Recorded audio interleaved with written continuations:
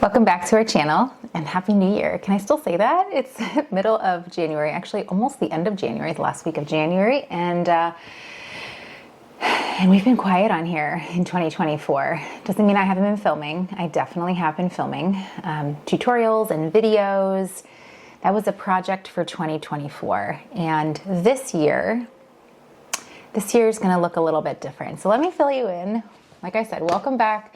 We're going to do a fun project, and it has to do with vision for our goals this year, things that we want to set out to do in 2025, or at least I do.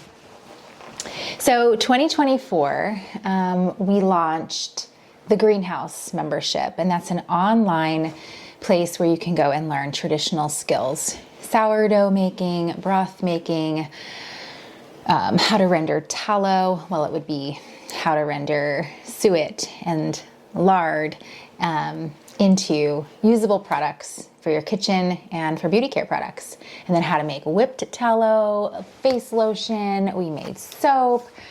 We grew microgreens. Every month was a different skill. And so that's all on my website. I'm going to link that below. And the reason for that is because I was having a lot of people on social media asking if I had any of those classes, any of my in-person classes streamed anywhere. And I thought, I need to make this accessible for everyone. Yes, we can go to YouTube and we can watch video tutorials. We can watch them on social media. But what I was finding was those places are so noisy. We can go to YouTube and then we just start scrolling, right? And we can watch, but we don't implement. And so in the Greenhouse, I filmed short video clips that you can follow along right in your kitchen. They're traditional homestead kitchen skills. We did some seed starting in the month of March along with microgreens. And it was just, they're not professional videos. They are homemade videos, just like I put out here on YouTube. And I had so much fun making those and creating just a community of women that could come in there, learn, and pop out. There's no Facebook group attached to it. There's no noise. That's the whole point of it. No noise. Because I feel like these spaces can be very, very noisy and just loud and confusing because there's so many people that are doing things in different ways, and that's okay because the way that I was taught to make broth is different than, someone else. The way that I was taught to make sourdough is different than someone else, and that's okay. The goal is to make nourishing food for our families and to become a little less reliant on the food system and the grocery store and to be able to do things in our home with raw ingredients. And that's the essence of the Greenhouse. And so all of those videos are up. And in each month, I have one live coaching call. And so it's the third Monday of every month at 12 o'clock noon Eastern Standard Time.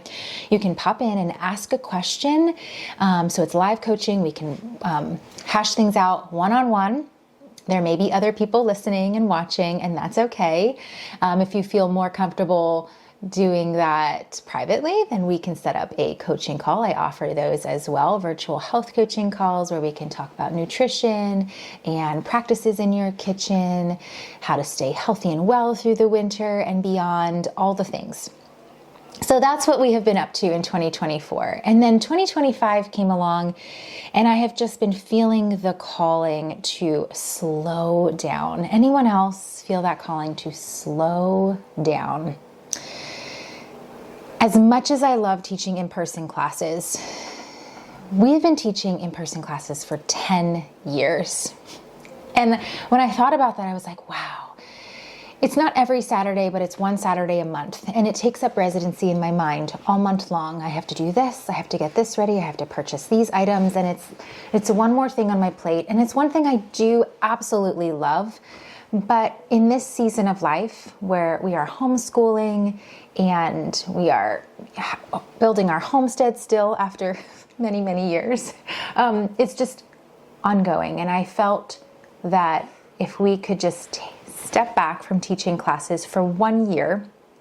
I'm already at the end of January and I am missing it so very much. If I could take one step back and just take that off my plate and see what that feels like. And I was just talking to my husband last night. I said, I feel lost. I feel lost, but I feel so free, if that makes sense. Because I have all of my Saturdays free. I have more time, more headspace, and more time to create. And so let me show you what I have been up to. And I'm going to take you along because this is a fun process. Because I really, when I thought about this year, I thought I want to slow down. I want a slower pace. And I want to go back to the things that I love doing. Because in the world of social media, we can become so wrapped up in the things we do, it becomes our identity. And so I was finding that homesteading was becoming my identity. And it's not my identity. It's not who I am. It's what I do. It's what I love doing. And I thought about all the other things that I love doing that I kind of just let go over the years. And I love creating. I love thrifting. I love creating a home with our thrifted finds. I love artwork and just using my hands. And so I thought about some things that I wanted to learn this year. Just some things I wanted to dabble in. Because we've learned so many skills, homesteading skills, like soap making and candle making, and how to make bread and, how to process our own animals and all the things that go along with homesteading. And they were so fun to learn. Like, we had so much fun. But then after you learn them, it becomes just another task, if you know what I mean. And so I thought I wasn't finding as much joy in those things that, I stopped learning. I stopped being a student myself. And so that's what I thought. I'm going to take a break from teaching other people in person, and I'm going to be the student. I'm going to learn. And I learn by trial and error. I learn by going to YouTube. I learn by stalking social media, and I am a visual learner. And so following directions for me just isn't, I just could never follow directions. My husband always jokes, are there pictures in that direction book?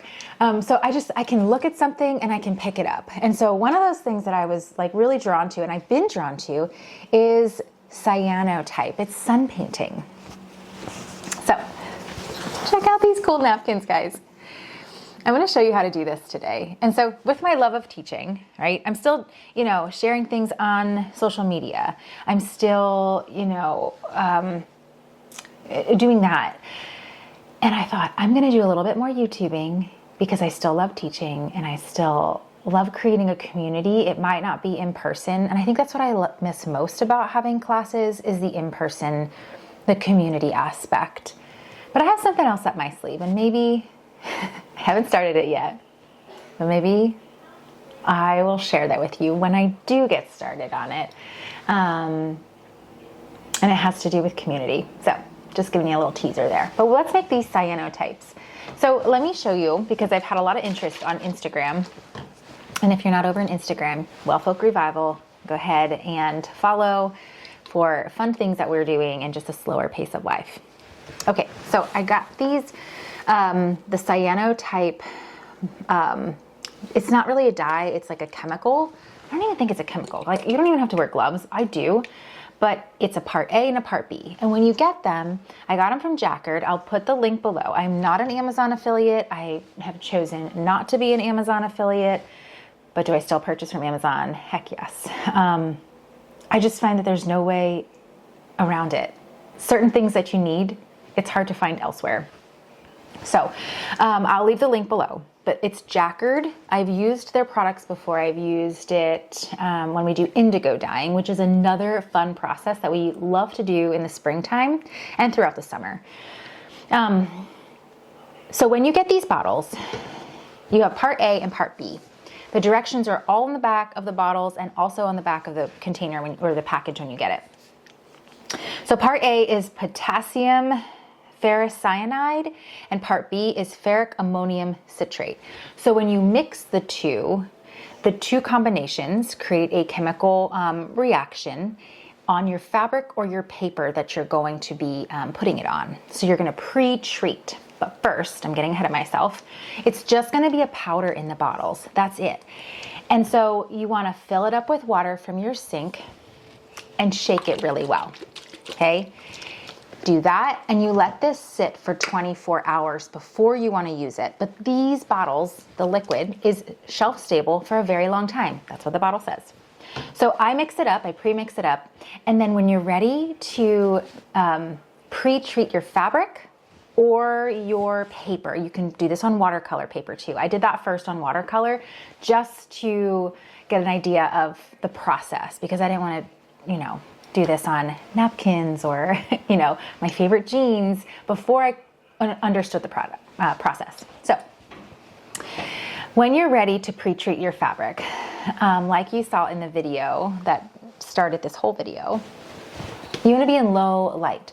So either at nighttime, when everything is dark in the house, I find that hard for me because we all go to bed at the same time. And so I don't stay up late. I am not a night owl. So I like to do it in the morning. And so I'll wake up early. I always wake up early before everyone else. The house is quiet. It's dark. I get the wood stove stoked so that it's nice and hot and warm to dry my fabric or my paper by. And then you want to mix equal parts. So you can do the entire 2 bottles if you want to, if you have a large amount of fabric or paper that you want to pre-treat. But I usually just do just enough to pre-treat to the fabric that I have. And you mix those 2 together in low light. So I like to have some candlelight lit, mostly usually just candlelight. I know when I filmed it, I had to have a little bit more light just for the camera, but candlelight is perfect. It's so relaxing. It's so calming. And you pre-treat all your fabric. So I have some black plastic bags here with some pre-treated fabrics. I'll show you what it looks like first. Let me dig to it. There it is. Okay. So this is the final product, right? See how beautiful that is? That blue color. Well, it's not that color. It's actually this green color, okay? And when it's in the sunlight, it'll start to change to a deep, dark blue. And anything you put on it is going to make a pattern. So I'm gonna put this back in here because I don't want this to be in the light. Those napkins are all dried and I can create my pattern whenever I want to. So I have them all wrapped up in a black trash bag in my supply closet, like our art supply closet, so that I can pull them out when I'm ready to just create. And I like to use found objects. So anything I find when I'm hiking, I usually, if it catches my eye, I will put it in our flower press. And so I've just been pulling out ferns, and you can just put it on the fabric, and it's going to make that pattern.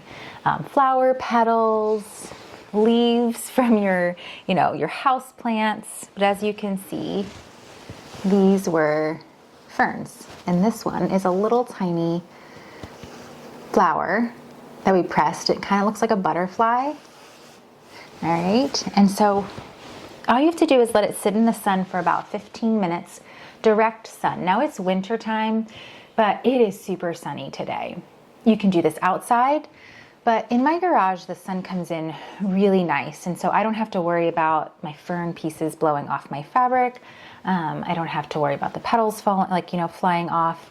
If you were to do it outside and if it's windy, just a large piece of plexiglass you can put right on top of your fabric or your paper, and it'll hold your pieces in place. As soon as you are finished with what you're making, after 15 or 20 minutes, you want to rinse it really well under cold running water. Some people like to put peroxide in a basin of water with that water and rinse it that way. So just rinse it till it runs clear and then hang it on the wash line or your drying rack and let it dry really well. And then you can wash as normal and you have this beautiful cyanotype. And let me tell you, I'm going to show you how I do these napkins because I'm doing a few at a time, just because my table in the garage, the sun hits it in just the right angle that I can probably do 1 or 2 napkins at a time. But I had these white napkins that I used for dinner parties and I had quite a few of them. And I took them out New Year's Day to set the table and I realized they're really stained and they're kind of gross looking. And I thought, well, I don't want to get rid of them. So I'm going to cyanotype them and reuse them. And they'll be just our everyday napkins. Because we definitely needed some new ones. Because I rarely buy paper napkins. We usually always use just cloth napkins that we thrift or, buy at discount stores and whatnot.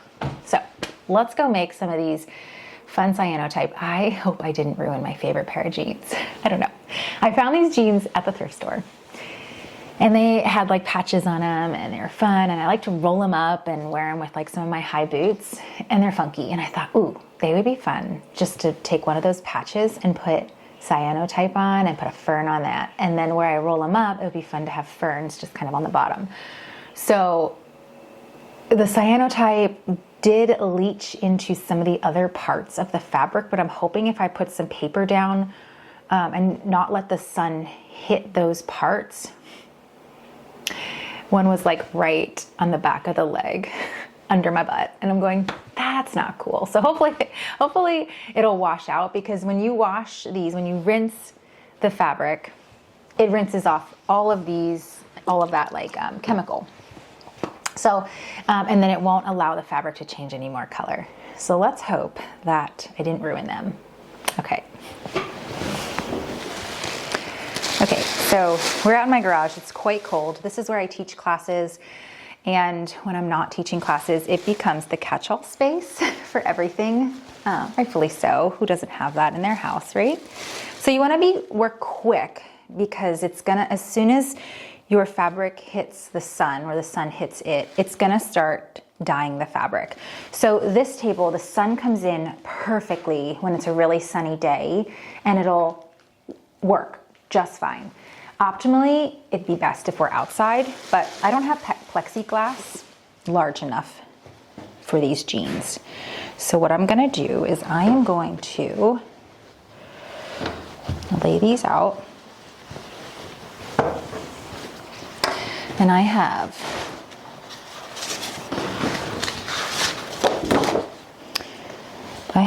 just paper to cover where that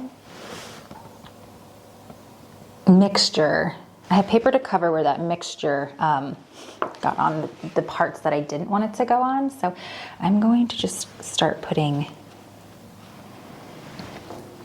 my ferns down.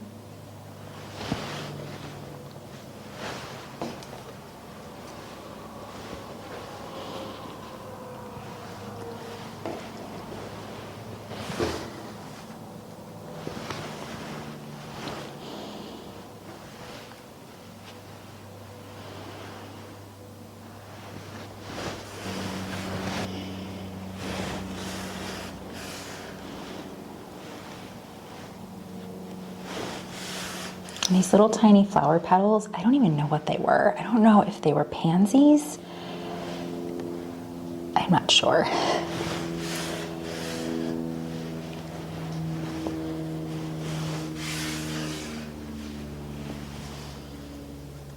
Okay, I do have a little piece of plexiglass I'm gonna put down because see how these ferns are sticking up? I want them flat onto this paper, or not paper, onto my jeans.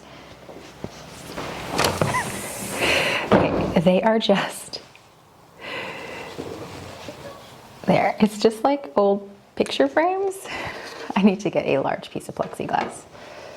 Okay, and we're gonna let that just sit and it's going to change color.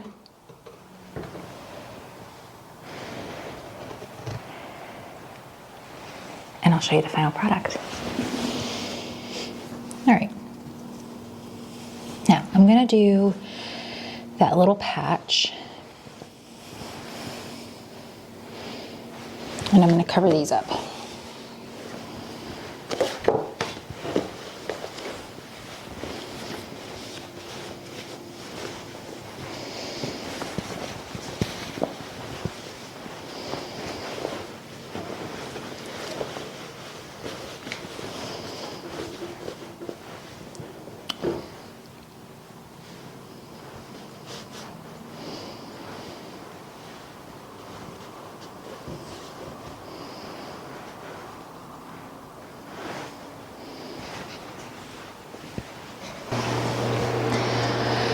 So while that is sitting in the sun, I have 20 minutes. 20 minutes to get some dishes done so that I have a sink clean and free and ready for rinsing. This is a constant ebb and flow. Like, there's always dishes in the sink. We don't own a dishwasher. When we redid our kitchen counters and painted, I can't even say remodel because it was just a little upgrade. We went back and forth with the dishwasher, and there's really no space for it. There's no room for it. And I am absolutely okay with hand washing dishes. I still, when we go to my mom's house, my mom and dad's house, I will wash her dishes and put them in the dishwasher. It's just natural to just do it. It's just so much easier. And with 3 girls, we all take turns, so they don't love it. But so we don't even have space for a dishwasher. It would have to be one of those portable rolly ones, and I'm not doing that because we don't even have room in our kitchen for that.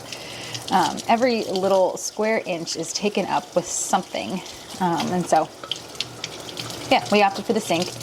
And like I said, the girls normally do the dishes. We take turns. They usually empty all the dishes and put them away, and I'll do the dishes. But if they're baking or cooking, then they're in charge of their own dishes. So my daughter made soup tonight. It's so nice when they're older because we can start to hand off some of the responsibilities, and not to make it easier on us, which it does, but they're old enough to start learning how to cook, learning how to be in the kitchen. I mean, they were in the kitchen when they were little, in their little bumbo seats, baking with me, cooking with me, so it's not anything new, it's just natural. And they're often on Pinterest looking for sweet treats and new things to make and bake.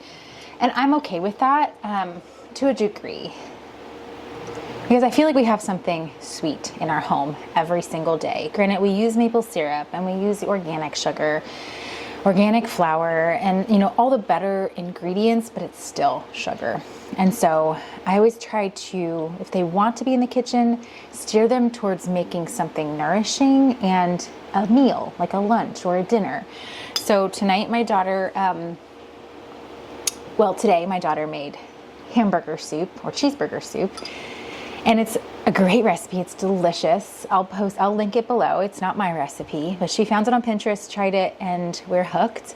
And it's awesome because you just ground the beef and you just cook that. I did say ground and browned the beef and then throw everything in the crock pot. And she works tonight, and I said, this is good training. You work, so we're gonna do a crock pot meal, and when you get home, it'll be ready and we can eat together. So handing off a meal once a week, maybe every other week. I'd like to do more of it, but honestly, I like cooking. I like being in the kitchen. So I just don't always love doing the dishes. I mean, who does, really? So I'm just making sure that this sink is clear and cleaned so that I can come in and rinse out all my garments, all the things that I am working on, and I don't have food dishes in here because that would be gross. But I bet you the second that I turn my back, there'll be something in this sink. There always is. It's just this ongoing revolving door. There's always dishes because we're a family that we do life at home. We're home all the time, and we home cook a lot. And so there's always dishes, always. It's just part of our life. So I don't mind doing dishes during the day, but when it's at nighttime, oh, that's the worst. Just getting the kitchen clean at the end of the day, it is a struggle. But I'm blessed to have a kitchen to clean and dishes to wash and mouths to feed. Okay, this is clean and my timer is gonna go off in 2 minutes. And then I'll bring these jeans in here. I still wanna do a few napkins too, because honestly the jeans were an experiment and I'm hoping they turn out. Finishing up, I'm going to lay out some napkins. I think I'll do one because I have space for one here, and I'm going to show you that. And I'm going to keep it on time lapse for you so that you can see how it changes. These are so fun. You can see it's already starting to change as soon as I put it in the sun.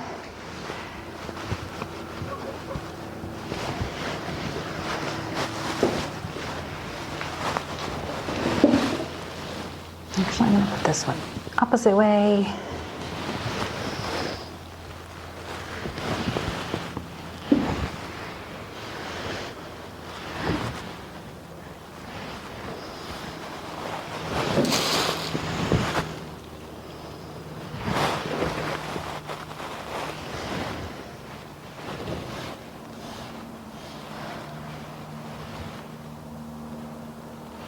Okay.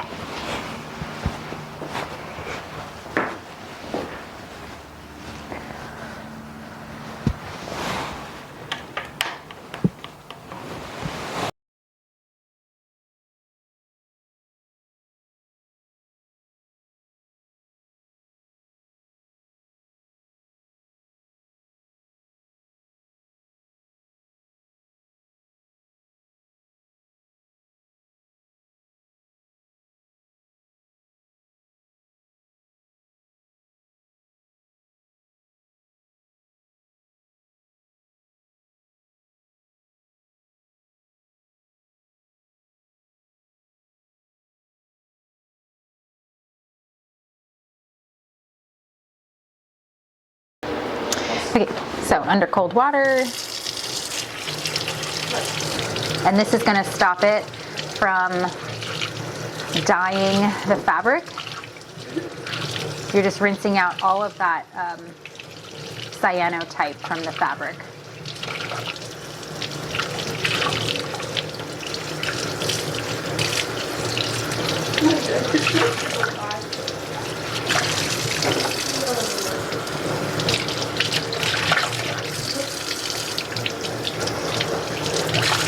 It's like coming out green. I don't know if you can see this. Let me pull you guys closer. This water is so cold.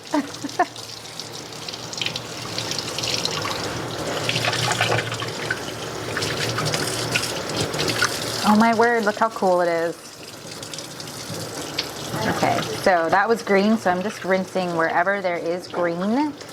That's just any of the cyanotype that didn't get touched. Those are the places, like right here was probably shading or maybe a wrinkle in the fabric, and that's okay. I'm cool with that. It almost looks like a little tie-dyed in a way.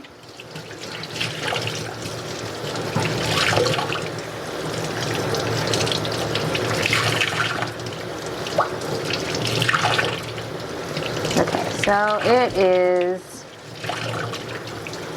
clear now. I don't see any more green. Give it one more little rinse.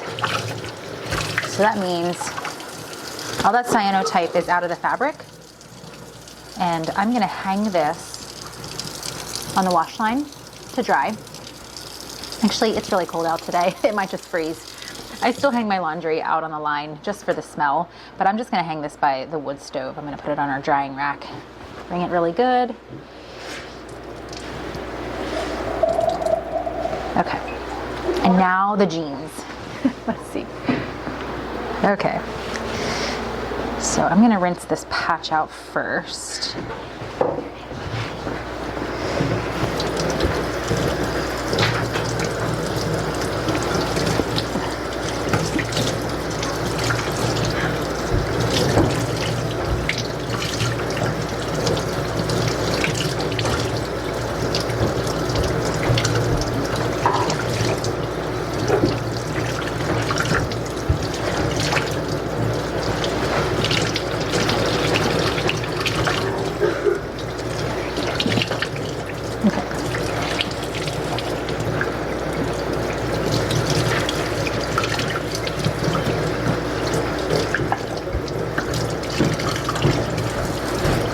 Did get on the back side, so I'm gonna rinse that really well. Oh good, it's coming out green. It did not die. I just don't want a spot on my butt. Like a random dark spot, because that'll just look odd.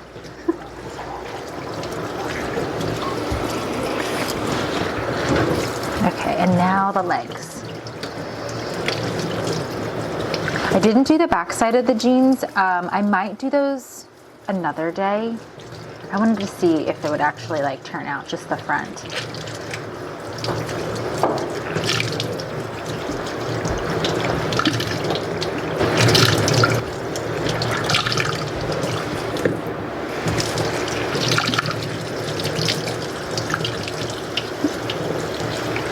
And these are harder to tell if like the pattern took because it's already denim colored, whereas if you're just using white napkins or something white, you can easily see the pattern right away.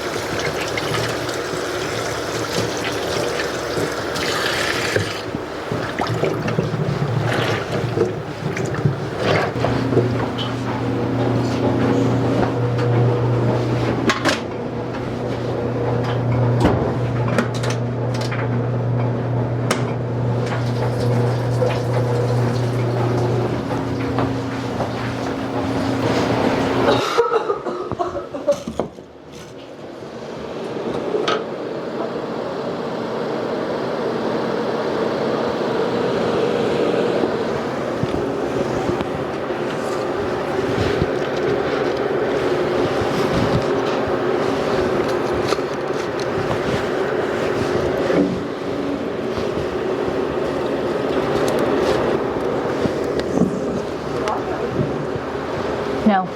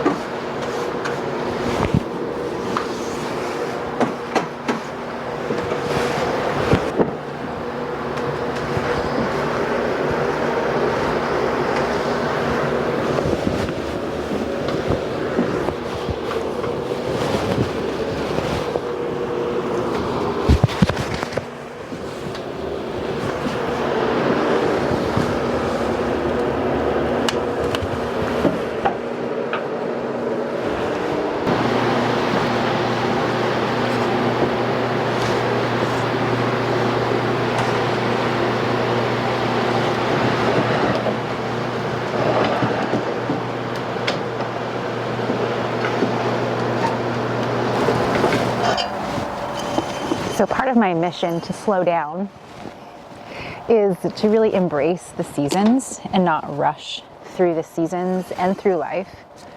I found that the more I have on my plate, the more I rush, the more I become resentful, the more I become angry and not really fully loving life. And one of the things I love to do is hang out laundry. It's just something my mom did, my grandmother did, and I found when I'm rushing and I have so much on my list of things to do, that hanging laundry is just one more task, one more job. But instead, I'm fully embracing hanging my laundry, even in winter, even on these cold days, as long as the sun is shining and there is a nice breeze. Today was about 31 degrees, but my towels dried and they smell so fresh, so wonderful. And last night, was it yesterday? Not last night, but I think it was like 4 o'clock. I never got to hanging out my laundry, my clothing, because I will hang out my jeans, nice shirts, dresses, things I don't really want in the dryer. And for me, it's not about like conserving energy or saving money. To me, it's just like this old-fashioned skill of, not even a skill, but something you just do. You hang your laundry out on the line to dry. And the sun and the air purifies it and cleans it even further.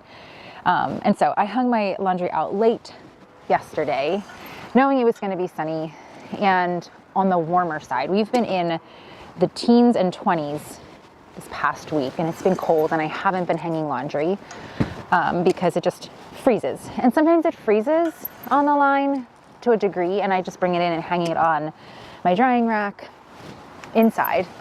And but it's just even too cold for that. So I had this laundry out for 2 days, and sometimes I even do that in the summer because, let's face it, I don't always get to everything in a day. Who does? And I'm like, if my laundry hangs out one more day, it's just one more day that it gets to be in the sunshine and get that fresh, clean smell. But I like to use more natural fibers, so cotton, linen, wool, and those things really shouldn't be in the dryer. And so I like to care for those garments by just hanging them or hanging them inside by the wood stove on our drying rack. It takes more effort, but again, when you don't have as many things on your plate, when you slow yourself down, it's funny how these little simple things just can bring you so much joy. And so I am fully embracing the season. I don't love winter, but I am embracing it and trying my best to just keep a slow pace, not rush to spring, not rush ahead to the next season, because there's beauty all around us. There's beauty in winter. If we just open our eyes, we take time to rest, tap into our creative side, and enjoy life instead of rushing to the next thing and the next thing and the next thing.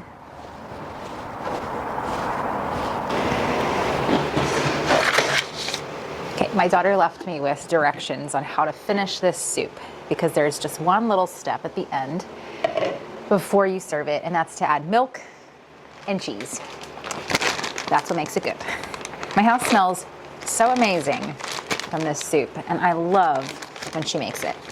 So 2 cups of cheese. Normally we have been shredding our own cheese lately. I just buy big blocks of it and shredding it just because it's one more thing to eliminate like any unnecessary ingredients into our diet. So shredded cheese has like an anti-caking agent, pretty much like wood pulp.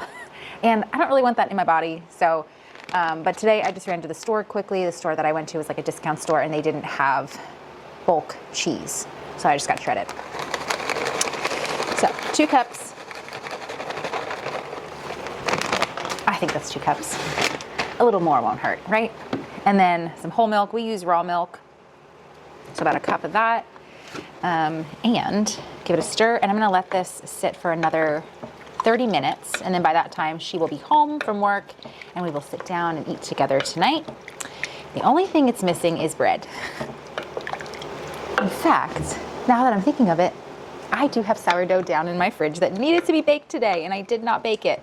I think because the oven was being used in multiple ways today, and I was busy doing my cyanotype and creating and crafting, so I may still have time to get that in the oven, because I have a rule that you never cut warm bread right out of the oven, because it's still baking and then it gets gummy and gooey.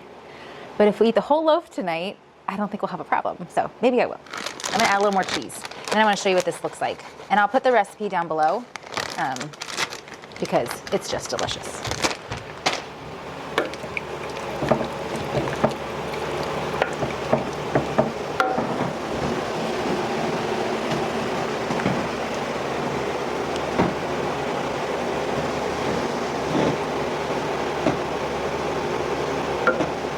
So there's carrots and potatoes and onion and garlic and hamburger in here and cheese and milk and a little bit of thyme. The thyme gives it a really good flavor, so you will definitely have to make this a really simple, quick, easy weeknight meal.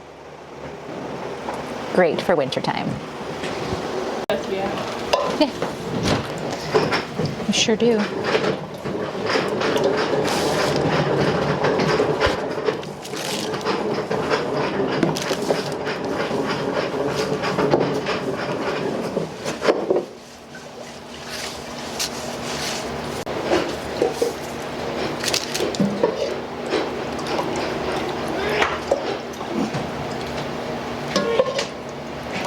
Oh, you got the sneezies.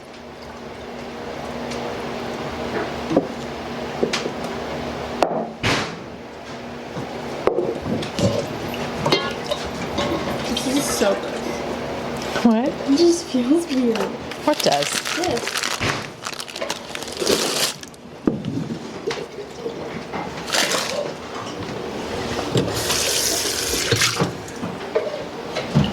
Good, Daddy.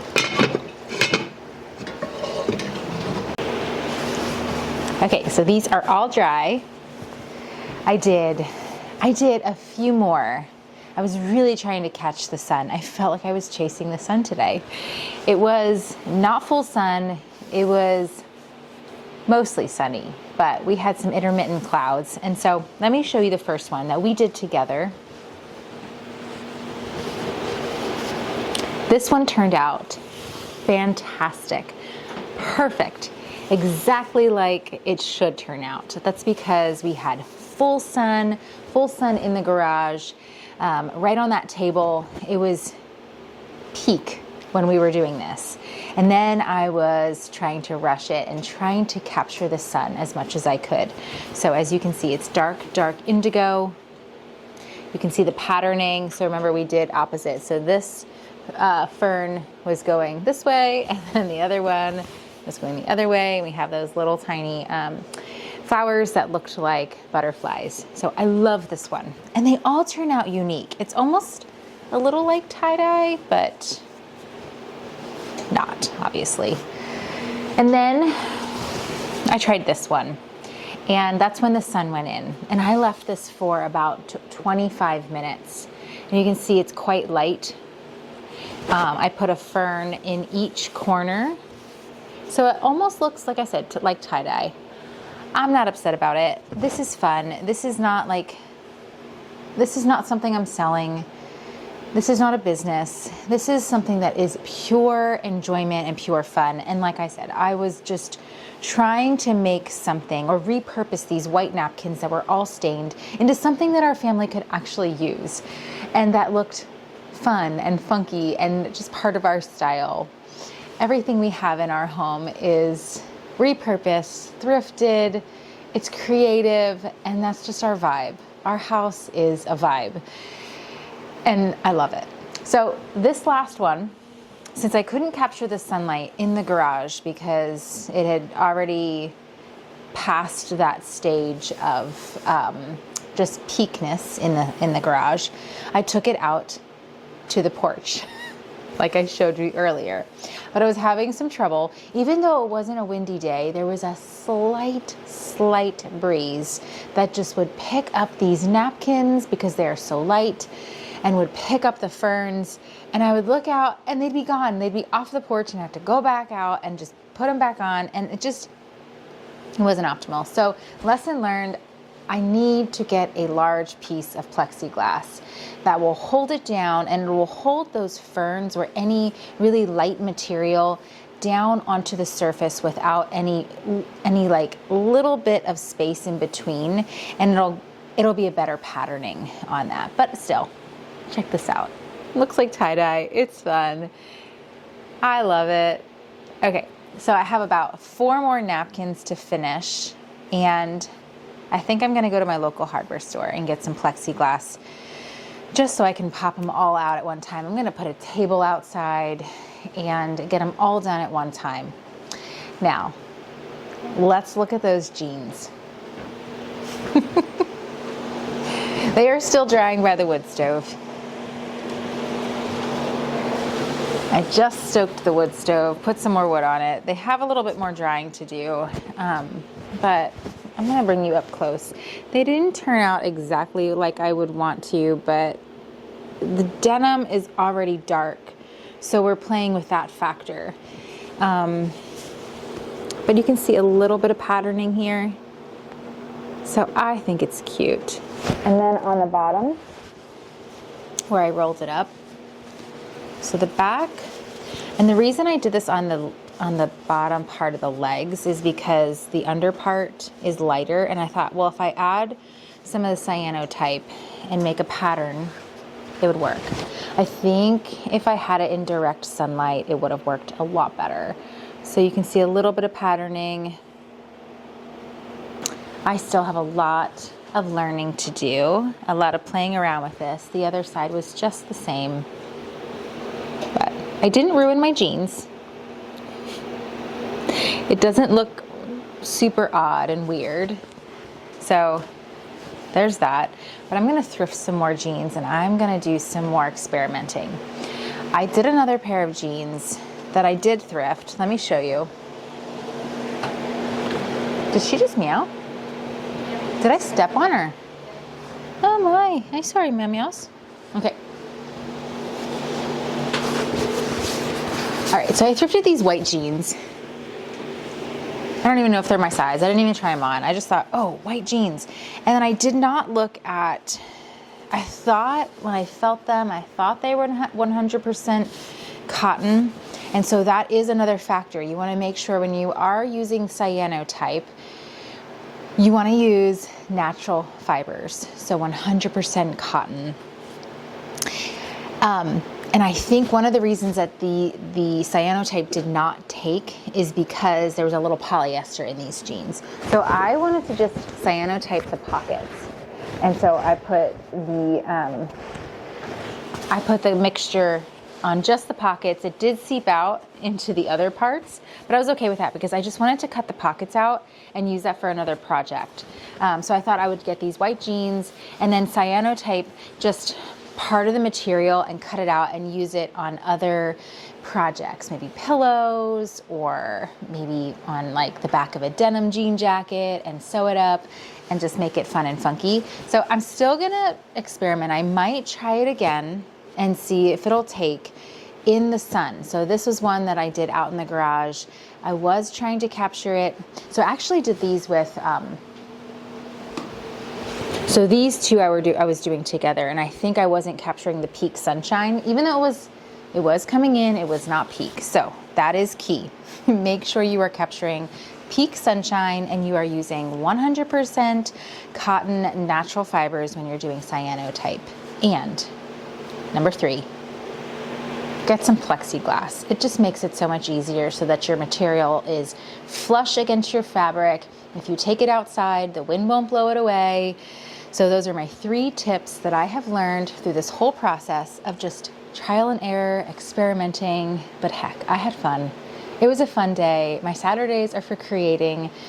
My Fridays and Saturdays are for creating. So I started this project on Friday morning and it is now Saturday. And it was fun. Thank you for being here. Thank you for just joining me on this normal day in our homestead life.